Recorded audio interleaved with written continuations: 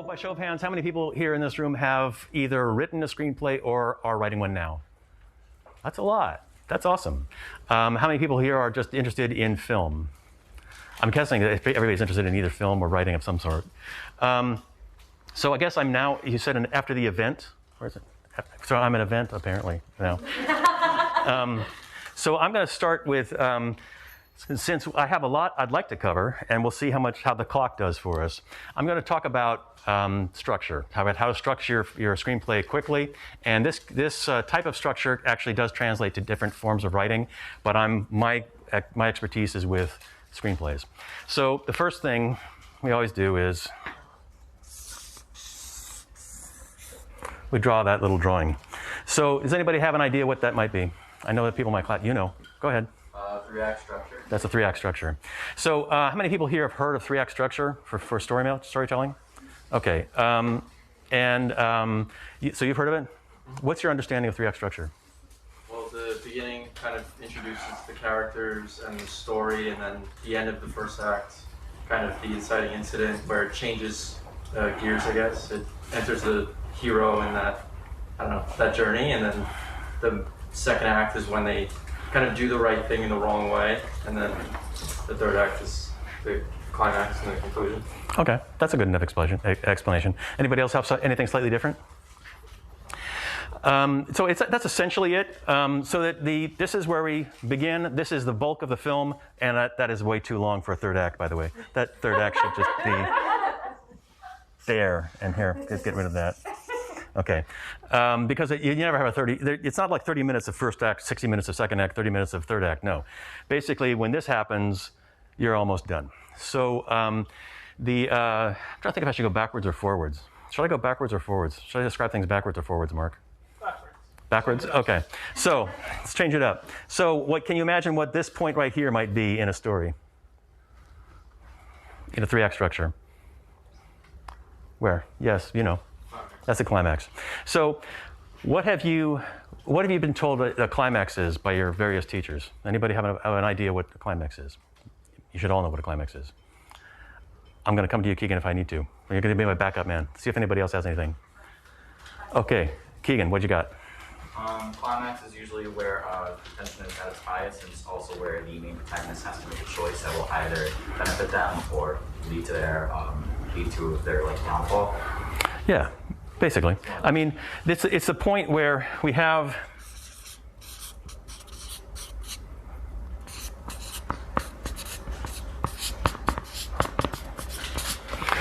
want versus need. So when a story starts, so right here at the beginning in the first act, there's something that the character thinks they want. They have a mistaken belief, but they believe it's a misperception, but they believe they know what they want here. But then events conspire, and they're taken in different directions. And by the time they get to this point here, this one, what they do is they come to an understanding of what they need. And that need is always tied into the theme of your story and the emotional life of the character. This is an emotional arc. It's a 3-act.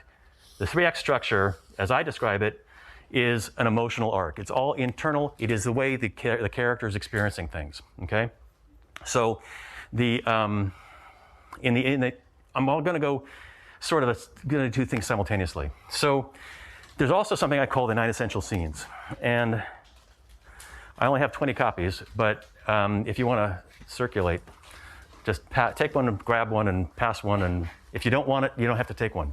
But once we get to 20, we're out. So that's an old blog that I had, and I have no idea how to get back into it because I don't have that email address anymore, and I've forgotten my password.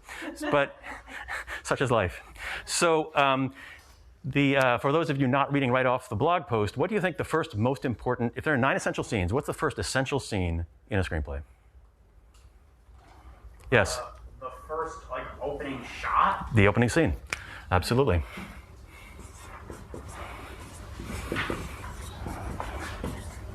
The opening scene, which is here. It's the introduction. It might be something dramatic. It's going to have to be something, for those of you who are familiar with screenwriting, or those of you who enjoy a really good movie, it's going to be something that pulls people in. It's going to be something that gets your attention and pulls you in, right? I mean, if you have a if you have a passive main character and there's not really much going on, they're sitting around, and we're doing a long panning shot across their apartment, and they haven't washed the dishes in a while, and they've got laundry on the floor. It's like that's not much of a grabber, unless there's a dead body on the floor, maybe. Okay, then in movies, the next thing that you notice is it happens. I call it page 10.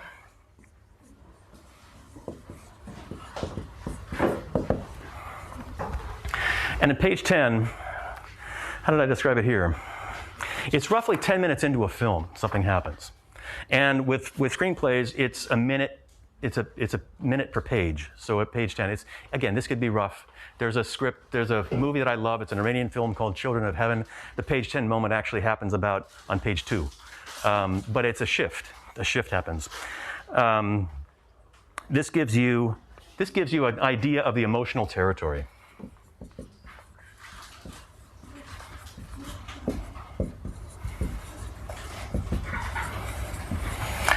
It might also be, because I'm going to pass around also. Oh, I guess I'll pass it to the other side of the room first next time. I put some on the side. Oh, okay, good. Yeah. We're going to go through an actual 9 essential scenes for a film that I always teach because it's so clear. Now, the third most important, so about page 10, we get an idea of the emotional territory. This is going to be something that's going to be very important to the main character. It isn't the end of the first act, but it's going to set up the end of the first act. So anybody have an idea what the next essential scene is? I just gave you the answer. Yes? Inciting incident. Yeah, I mean, people talk about inciting incident, and I never use that term, so I don't really know what that term means. I would just say end of the first act. What is inciting incident?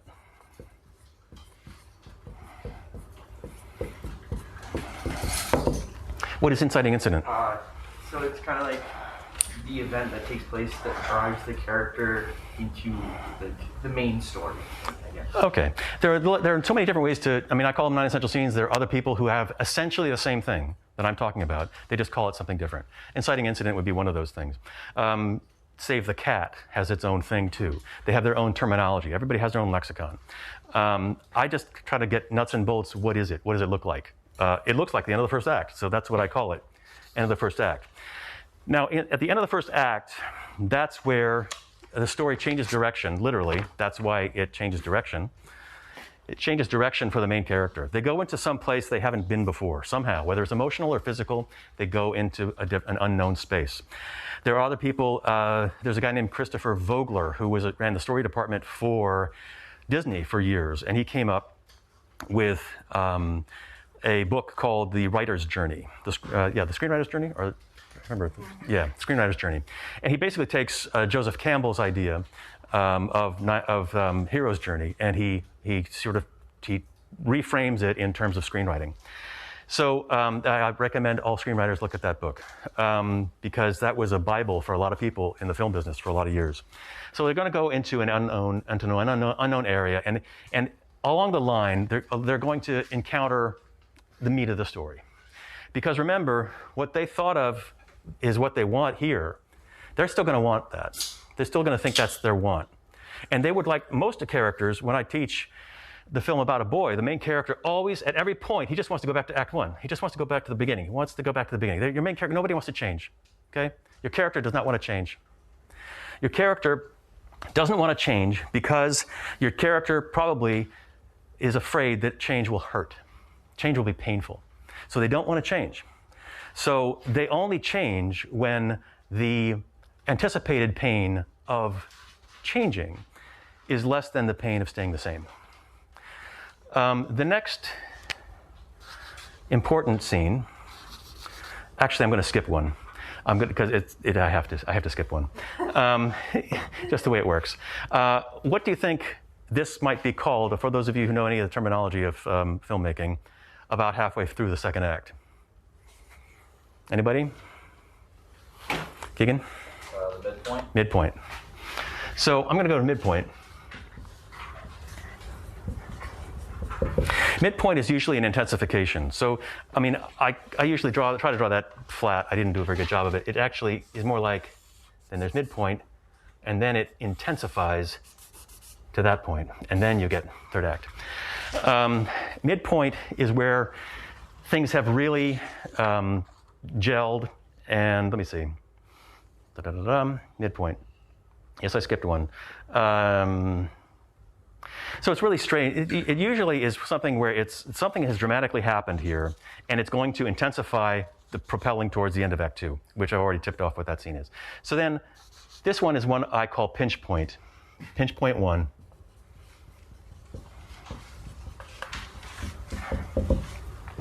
So in pinch point 1, it's usually, again, you're ratcheting things up, right? You're making things more difficult for your main character. It's supposed to be difficult. There's the other thing that you need to know. The other word you need to know is this.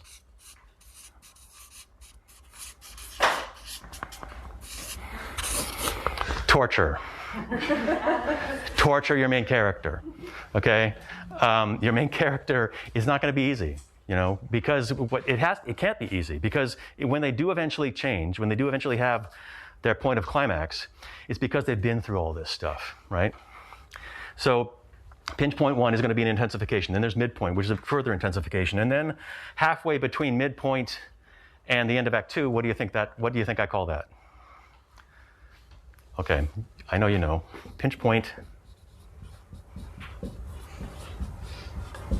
2. And then we already know. Okay, pinch point 2, another intensification. What basically means is that every single one of these 9 scenes is an intensification of some sort. It's you're ratcheting it up of some sort. Now, there are screenwriters who make every scene an intensification. Now, that's like the highest level of difficulty. It's like you're diving off, you're going off the highest platform and you're doing multiple flips and turns and whatever's rotations. That's really difficult to do. But this is a good starting place for screenwriting.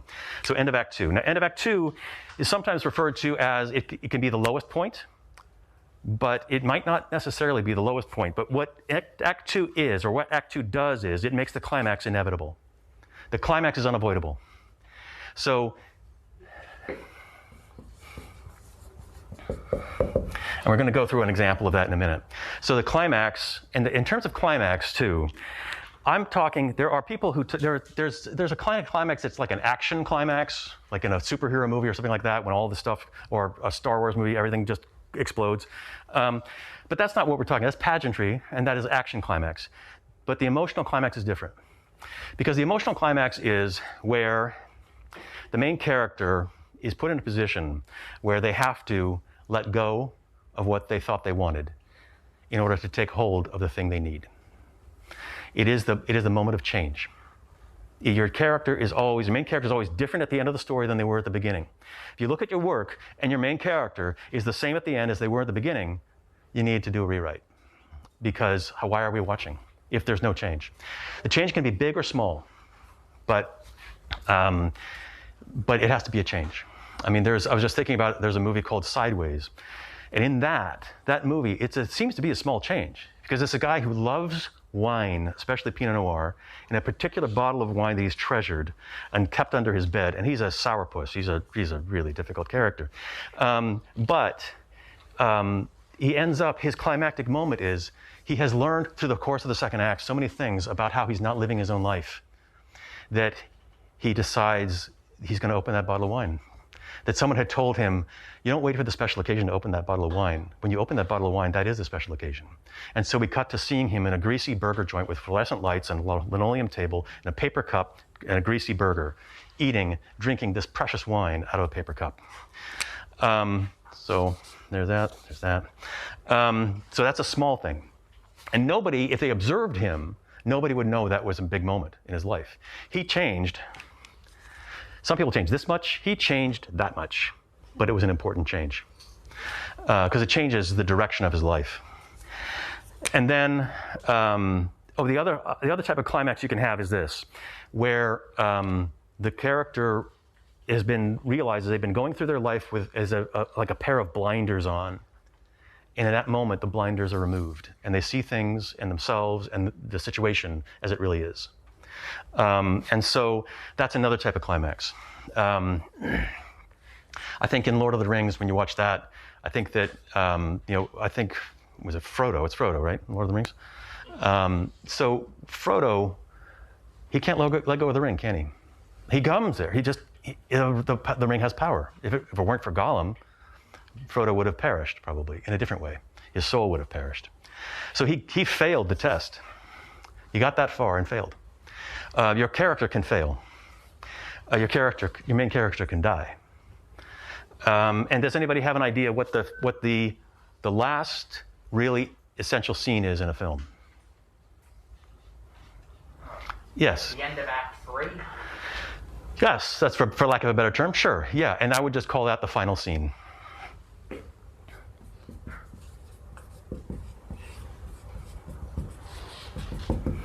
So in the final scene, that's where what do you want to leave your audience with? What do you want to leave them with? What feeling do you want them to live with?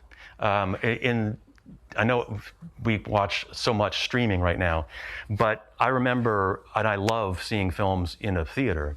And it's like that moment where the final scene happens and then credits roll and then the lights gradually come up and you walk to your car and how do you feel? How do you feel? What do you want your audience to feel? If your audience doesn't feel anything, you need another rewrite. Because if your audience only wants one thing, you can give them interesting characters. You can give them information. You can tell them who really killed John F. Kennedy. You can do anything you want with your characters and your story. And maybe they'll remember it, maybe they won't. But they will remember how they felt. And just the audience wants to feel. Whether it's a screenplay, whether it's a book, whether it's a poem, whether it's a song, your audience wants to feel. And you already know what I'm going to say next. It's because that's the one thing that connects us, our feelings. We all have the same range of feelings. It's also how we can relate to somebody who is in a different time, a different place, or maybe a place that never existed. Because we are attached to and we're following their emotional journey and their change. Okay?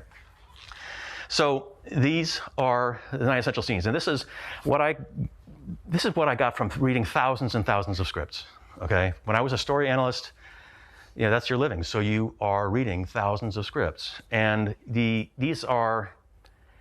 I don't want to say it's a formula, but these are the beats that every reader is going to look for. Unless you have a relative who's going to finance your film for you, you're going to have to go to a financer. You're going to have to go to an agent, and the agent will send your script to the story department. And once you get an agent, and the agent submits it to somebody, it goes to the story department. That's where guys like I used to work, in the story department. And so we read it, and we know we are subconsciously looking for I didn't have a checklist of yes, they had those points. I just could sense if they're missing. When you read a script and it doesn't feel right, it doesn't land fully, well, it's missing something. It could be anything. It could be a structural thing. This is a structural thing. It could be your characters aren't well developed enough. It could be there are things that I go into in my class about character traits. Character traits are the internal operating system of your character. It's the way they see and experience the world. It's what motivates every line of dialogue and every action they take. And so that's the internal life of the character. You need to know the internal life of your character.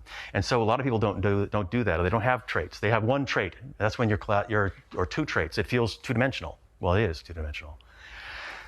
When something feels, I usually encourage people to have 4 traits, because that's really all that you really need in a screenplay. Also, these points, if you know these points in your story, then you can pitch your story. You can pitch your story to somebody. I usually do I usually encourage, one of my assignments is to do a 6-12-4.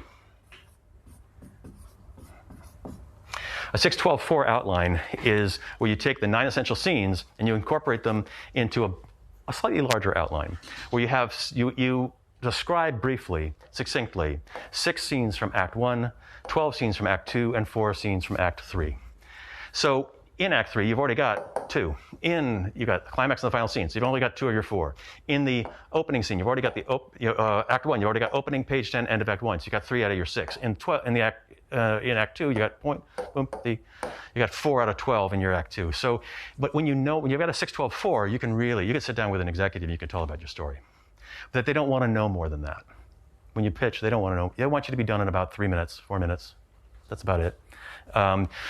I had a pitch I did one time that was, I probably took 15 minutes. It didn't sell in a pitch, so I had to write the thing.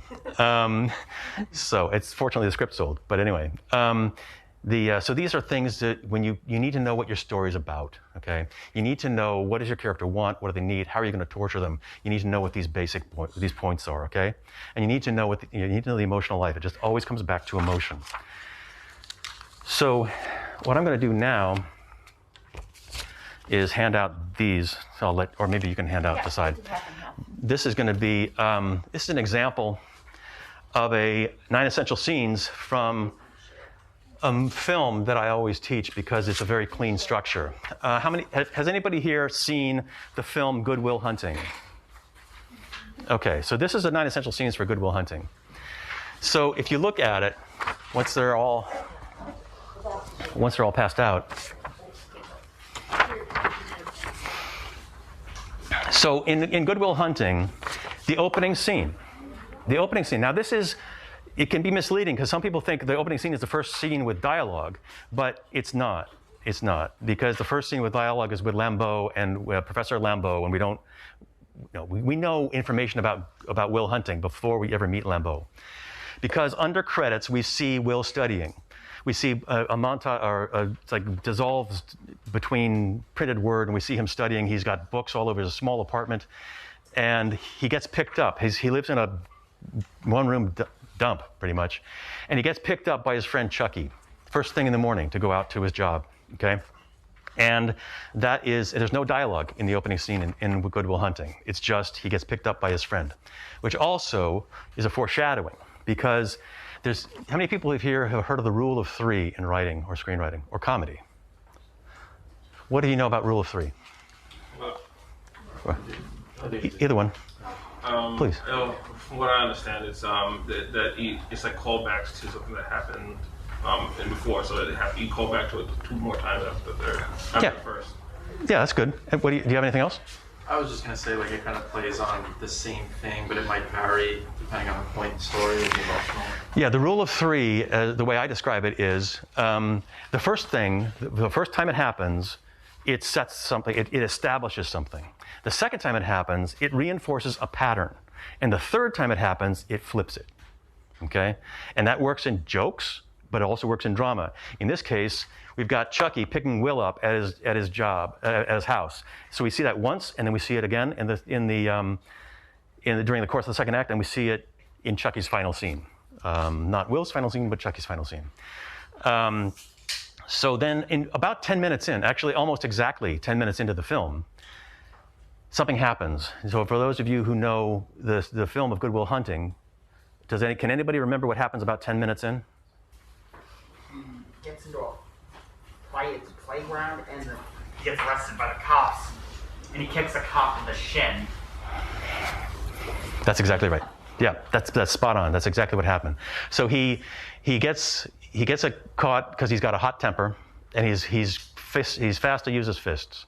He ends up having a fight on the playground, and the cops come, and he's brutal. He's beating the heck out of this guy.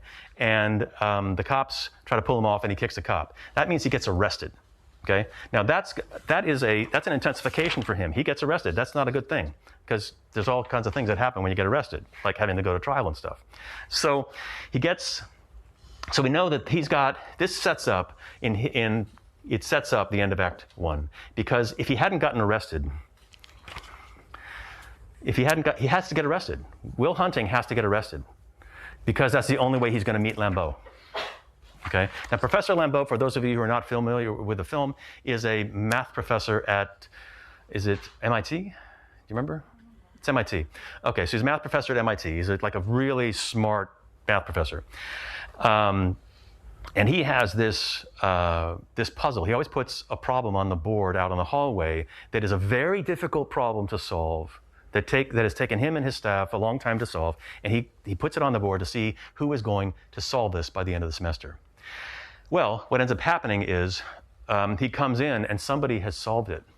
Somebody, he doesn't know who it is, and it's none of his students. And then he finds out, because of something else that happens in another scene, that it was Will Hunting, okay? So Will Hunting may be a guy who's just working class, he's just a janitor for MIT, but he's a genius. He's an absolute genius. And he's got a photographic memory. So then what happens is he goes to trial and he gets sentenced to jail. The judge, we establish also in that trial that he's been abused as a child and other things. So these are all character things that we learn between page 10 and end of Act 1. But he is going to send him away to jail. And what ends up happening is Lambeau has learned now, has tracked Will down and has found him and has found that he's been convicted, and he works out a deal with the judge. And the deal is that that Will should be remanded into his custody or released under his authority, and he's going to have to agree to do two things. He has to agree to do mathematics, to work on mathematics with Lambeau together. And he's also going to have to go to therapy. He has to go to therapy. Now, what we learn about, another thing we learn about Will Hunting's character is he's a very good manipulator. So he ends up, again, rule of three, the first therapist he goes to, he psychs out the psychologist. Then the second guy he goes to, again, he psychs out the psychologist. So the end of Act 1 is when he has to go to therapy.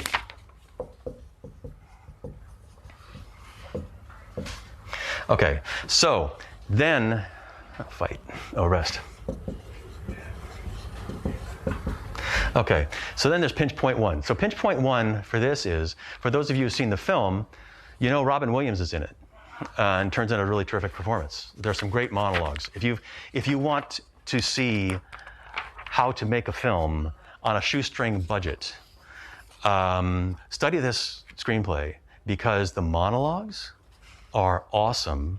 And if you're writing your own independent feature, you know what you want to have? You want to have monologues because that's what actors live for. This is my moment. There's an old joke, and I know it's lame, but it's like I'm going to say it anyway. This is how actor reads a script. Bullshit, bullshit, bullshit, my line. Bullshit, bullshit, my line. Bullshit, bullshit, my line, my line, bullshit. That's how an actor reads a script, okay?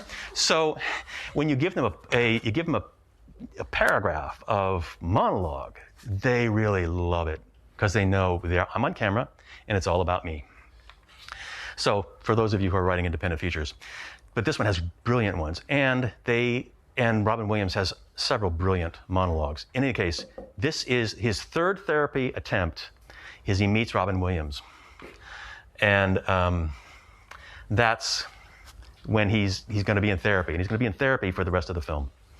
He's going to have periodic therapy scenes. So he can't get away. Now he's going to have to live up to the terms of his release, and he's going to have to go to therapy. I'll just say Robin Williams.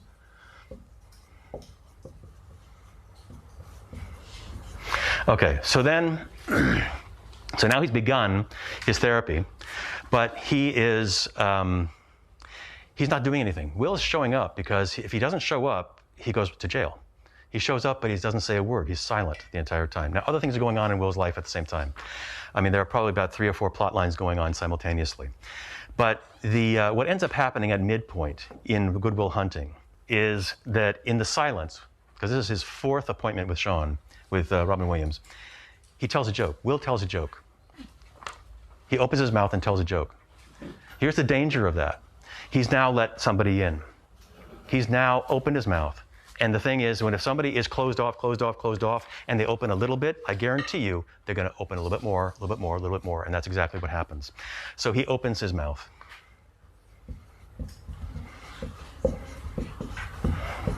And he speaks. And it begins an engagement. It begins the therapeutic. This is the actual beginning of his therapeutic process. He will get better. But if he had not done this, if he had not opened his mouth, he would just have stayed the same. So for pinch point 2, by this time he has met, he has a love interest named Skylar, and I've forgotten her name. What's her name? Minnie Driver. Yes, Minnie Driver. Minnie Driver, I don't know, I blank on names periodically. She was wonderful in this film. And so they're really getting along really well, but she's about to graduate from MIT, and she's going to go off to, I don't know if it was Berkeley or wherever it is, but she's going to go to California to continue with her graduate education. And she wants Will to come with him to come with her. So that scares the heck out of him, because the one thing about want and need is that Will wants to be safe. He wants to be safe. He doesn't want to, he's got his friends who are best buddies and they all have his back. He never has gotten really close to somebody, at least for a length of time, in a real relationship. But if he goes off with Skylar, that means he's going to have to be intimate. He is scared, he's terrified of intimacy. But what he needs, what he learns here, is he needs intimacy. He thought he wanted to be safe, but what he needs is intimacy. And intimacy and vulnerability are hand in hand. He is afraid of being vulnerable, afraid of being intimate. And so, because you can get hurt. You can get hurt that way. So, in any case, that's what at this point, what he ends up doing is he breaks up with her. He says horrible things to her. And this love interest that is really good for him, they are good together, he ends it. It intensifies. Again, intensification. It's another intensification. One of the good things in his life that he had, gone. Okay? End of Act 2. Okay, end of Act 2, for those of you who know, that's when he finally has a scene, another appointment with Sean. He goes in to see Sean. And at that point, Sean knows everything that's been going on emotionally, internally, for the character of Will. And that the character of Will has had this mask on his whole life, trying to cover the hurt, trying to pretend like he's not afraid of anything. He's been so quick to fight because that's easier than being intimate. And in that moment, in that scene there, Sean tells Will, it's not your fault. What happened to you as a child, what happened to you through your adolescence, being beaten, being abused in the foster care, it was not your fault. None of it was your fault. None of it, you didn't deserve that. It wasn't because of you.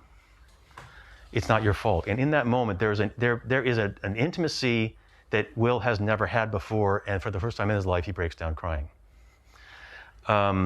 That is a key point for his character, and it is the lowest point. But without that moment with Sean, he could not do this.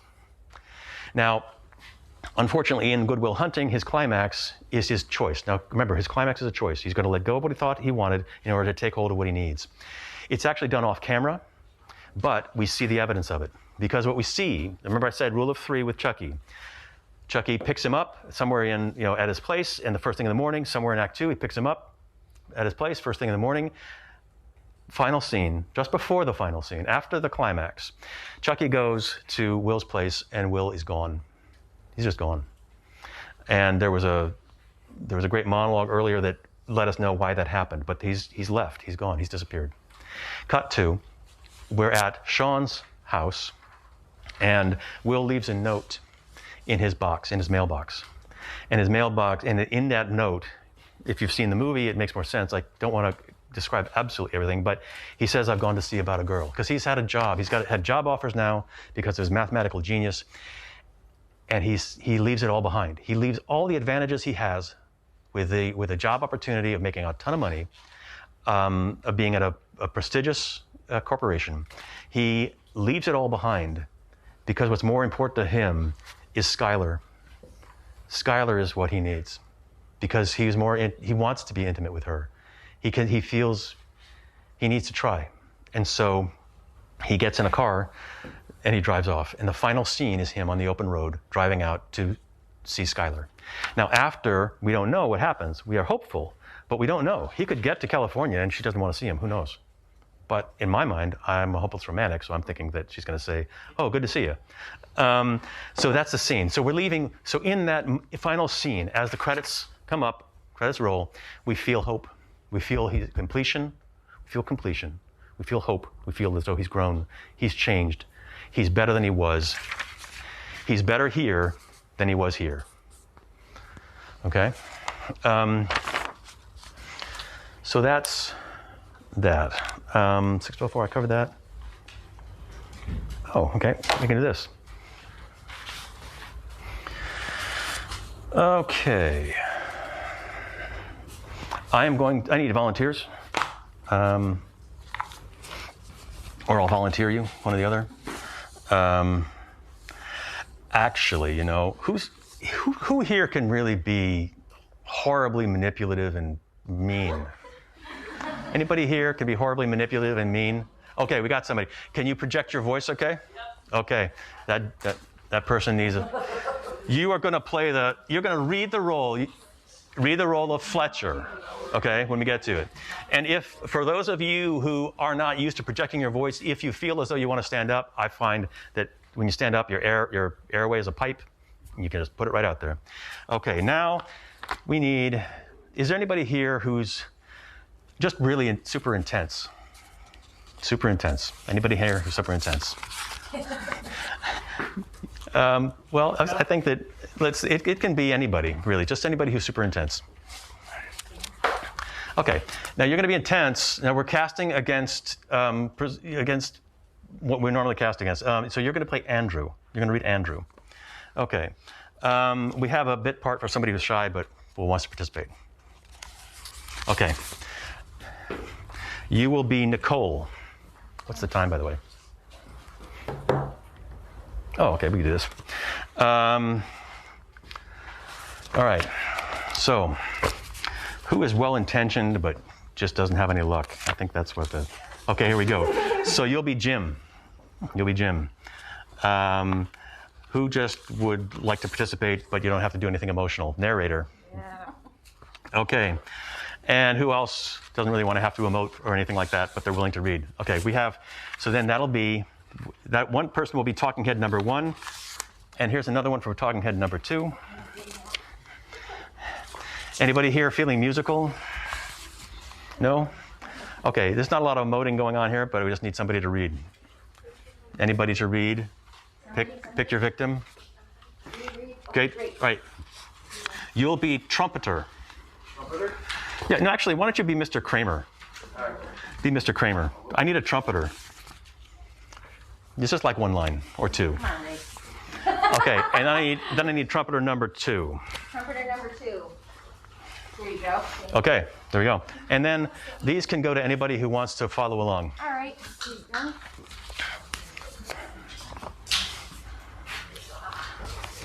Somebody on the side can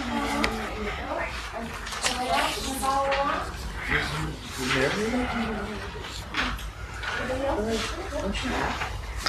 Okay, this is the opening scenes from the film Whiplash. Has anybody here seen Whiplash? I highly recommend Whiplash. There are things about it, and I think that the reason why it's for the first 10 pages or so is the first 10 pages are so key. So much is established in the first 10 pages. Also, if you ever have your script being read by a professional, if they aren't intrigued by page 10, you're in trouble. Okay. So I'll read stage direction. So this is Whiplash by Damien Chazelle. Okay. Black. We hear a hit. A drumstick against a drumhead. Crisp, sharp. Then a second hit. Then a third and a fourth. The hits growing so fast they start to blur together like gunfire. Interior, Nassau Band Rehearsal Studio, Gehring Hall, night. A cavernous space, soundproofed walls, and at the center, a drum set. Seated at it, in a sweat-marked white tee, eyes zeroed in on a single-stroke roll, is Andrew Naiman. He's 19, slight, honor student skinny, except for his arms, which have been built from years and years of drumming. Suddenly, a man enters the practice room, stopping, rising, and that man is Fletcher, by the way. Sorry, I'm sorry. It's okay. Stay there. The man steps forward, removes his coat. He's tall, late 50s, black t-shirt, black slacks, black shoes. We'll know him as Fletcher.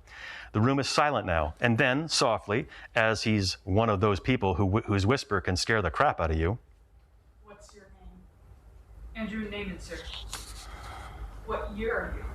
I'm a first year, sir. No way. Yes. No way. Yes. So you know I'm looking for players. Yes. Then why did you stop playing? Beat. Andrew nods, smiles. He gets it. Summons up all his remaining energy and resumes playing, trying to really show off this time. Rolls, fills, speedy stick work. He finishes. Did I say to start playing again? Andrew looks at him. I thought. I'm sorry, I asked you why you stopped playing. Your version of an answer was to turn into a wind-up drummer. I'm sorry, I stopped playing because. Show me your rudiments. Andrew nods, plays one rudiment after another. Double stroke roll, paradiddle, ratamacue, flamdiddle. Double time swing. Fletcher begins clapping his hand in time. Fast. Andrew plays. No, double time. Double it. Bop, bop, bop, bop, bop, bop, bop, bop, bop. Andrew tries doubling the tempo, but he can't. Fletcher stops clapping, the sign of death. Andrew keeps playing, eyes shut. Then he hears the door close. He stops and looks up. Fletcher has left the room. A moment later, the door opens. It's Fletcher. Andrew's eyes widen. Maybe it's not over. Whoopsie daisy. Forgot my coat. Fletcher grabs it, steps back out, closes the door. Andrew stares ahead, alone again at the drums, and totally deflated. It's over. Wide shot of the band room as Andrew slowly rises. A title card, Schaefer Conservatory of Music, fall semester. Exterior, New York Street, Schaefer Conservatory night.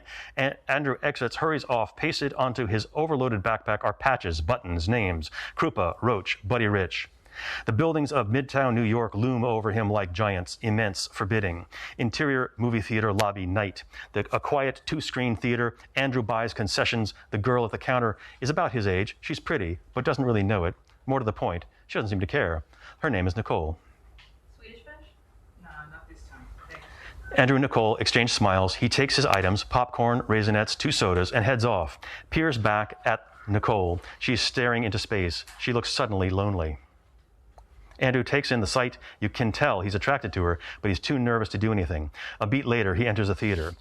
Interior movie theater moments later. Andrew spots a 53-year-old man seated near the front. This is his dad, Jim. Mild-mannered, soft-spoken, average in every respect, has the eyes of a former dreamer.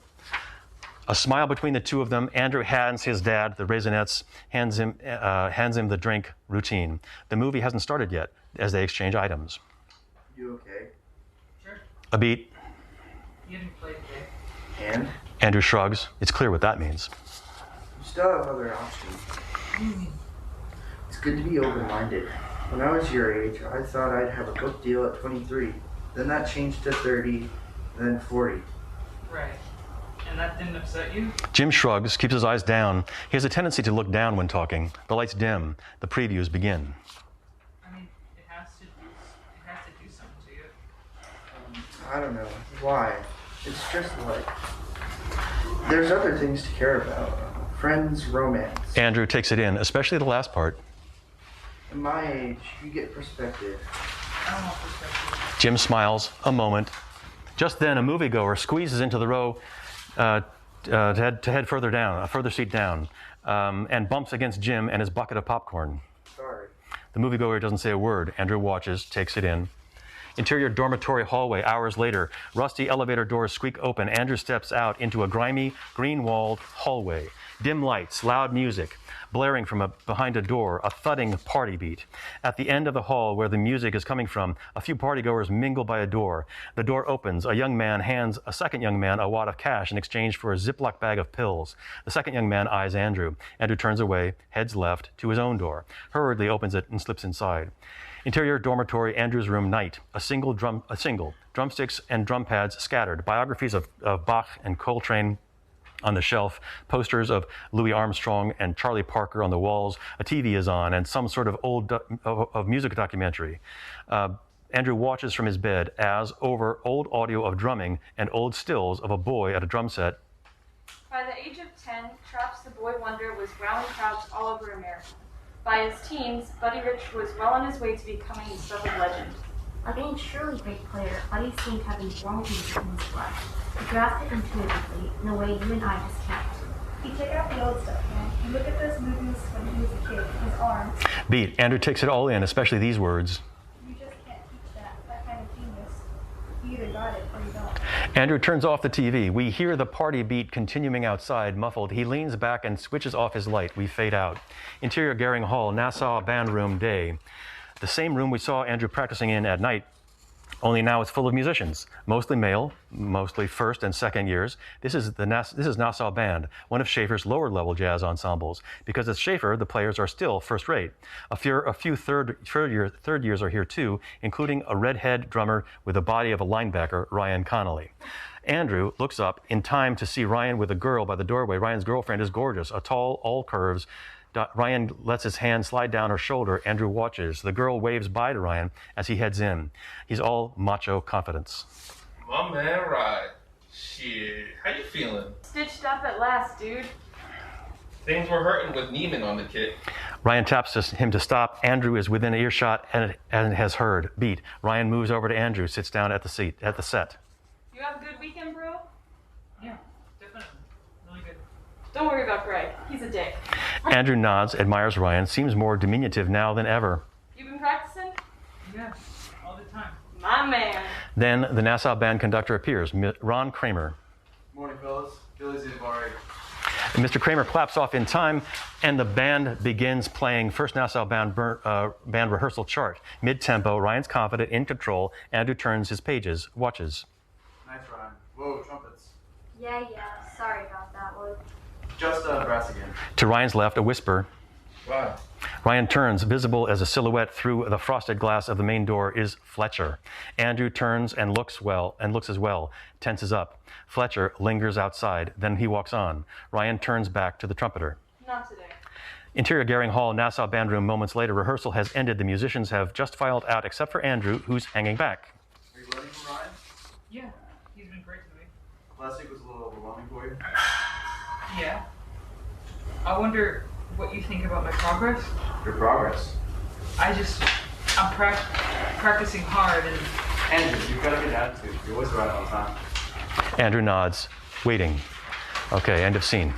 All right, so the in that reading, and I'm sorry the audio may not come through, but from the people, but from the students.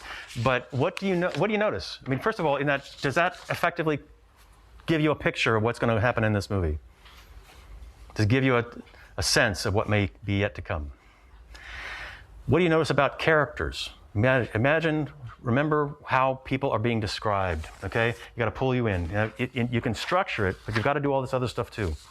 So with, for example, character description, when we meet Andrew first, he's 19, slight, honor student, skinny, except for his arms, which have been built up from years of drumming. Do you have a sense of who that is? I mean, it's unfair to honor students, but we do get a mental picture of that, don't we?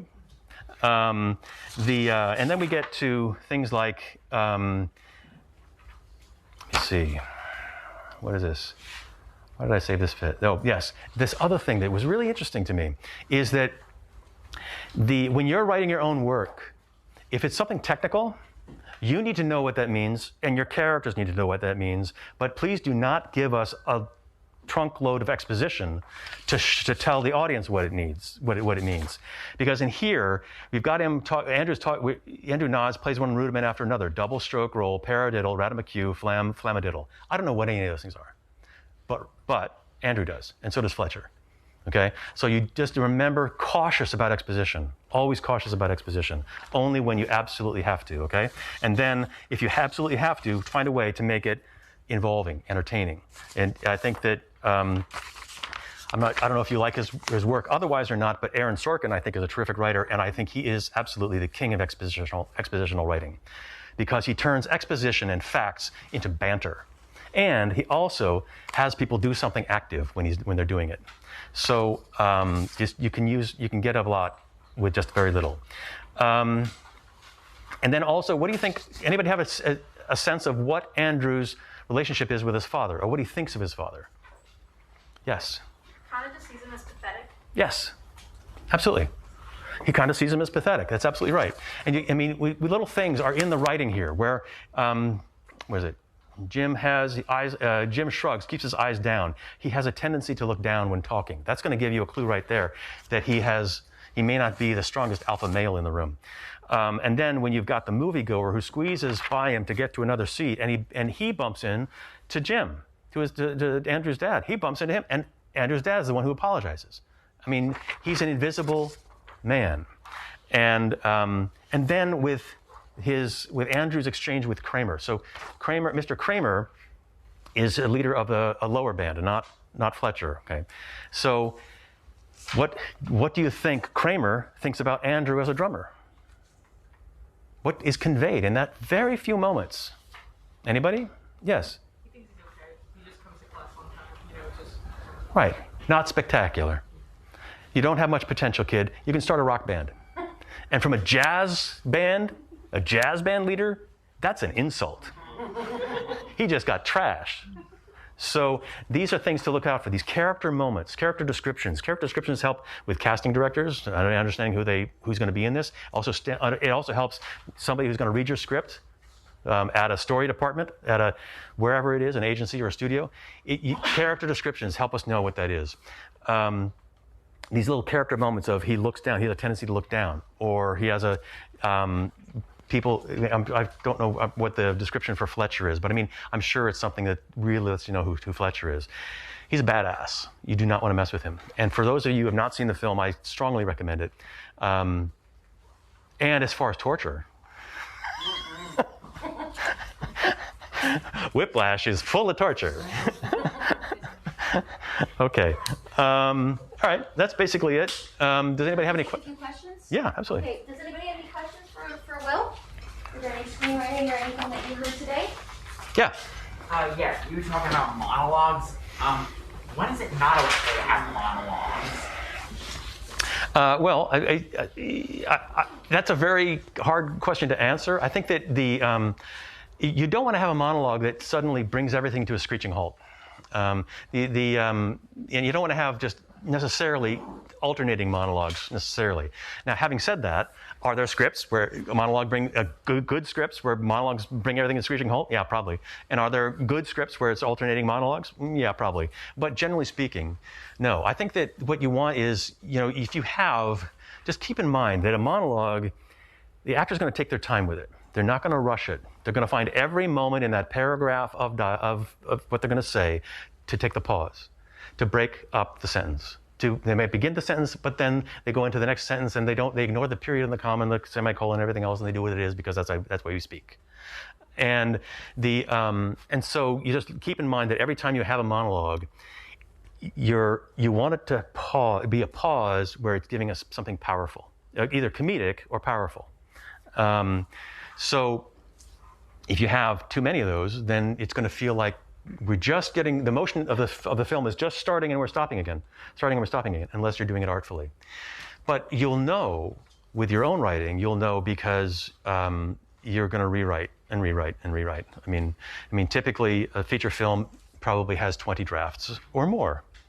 The film, the script that I was given the Nickel Fellowship for, that was 12 drafts, and then I did more after that. So, it's just writing is rewriting. And you'll know because if you've got too many monologues or if this is not the right place for it, because you will feel it, okay? That's why when I was a story analyst, I read thousands of scripts, and most of them were not very good.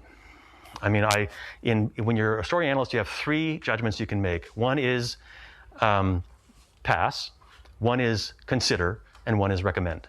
And out of all the ones that I read, I had never had a recommend. I had a handful of considers.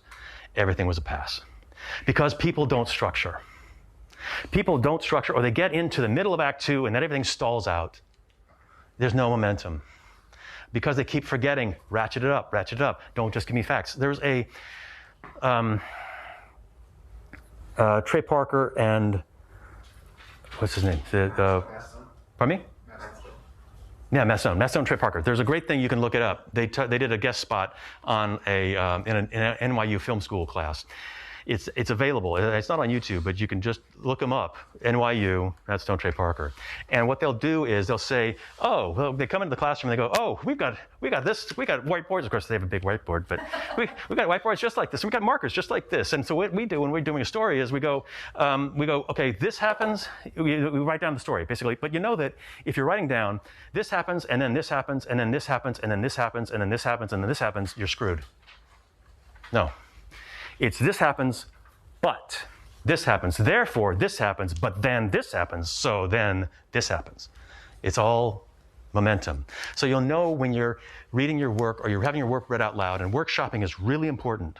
If you're not in a writing group, if you're not in a writing class where you're going to workshop your work out loud, get in a group of writers, recruit writers, meet as often as you can, but once a week, once every other week, whatever it is, whatever your schedules allow. Have your work read out loud. You have to hear it. When you hear it, then your writing development accelerates, okay?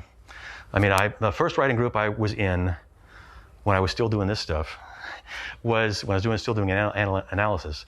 We were all unemployed writers, okay? Just aspiring unemployed writers. But the workshop process, by the time I left, everybody had a job. And we had people like Melissa Rosenberg, who was a creator and showrunner of Jessica Jones. We had, his name got out of my head, Kevin Williamson, who wrote Scream. He wrote that in our group. So Kevin Williamson was flat broke. His landlord was coming after him, but he had a script in the marketplace and it sold. Yeah. All right, yeah, so you might answer this question Sure. with that answer, but I was just curious to your thoughts about an aspiring screenwriter trying to break in, sort of not maybe doing a conventional 3-act structure, because there are just other films that feel like that, do the 5-act or just have inciting incidents later and such. I just kind of wanted to know your thoughts about the breaking in process of that. Yeah, I think that I teach this because I think it's a very good starting point. I think that it's like representational drawing before you go, or like representational painting before you go abstract. I think that you need to know what the convention is, or what the system is that works. Once you really know it, then you can do whatever you want. But you're doing it out of consciously departing from it, rather than not knowing, meandering, getting lost in Act 2.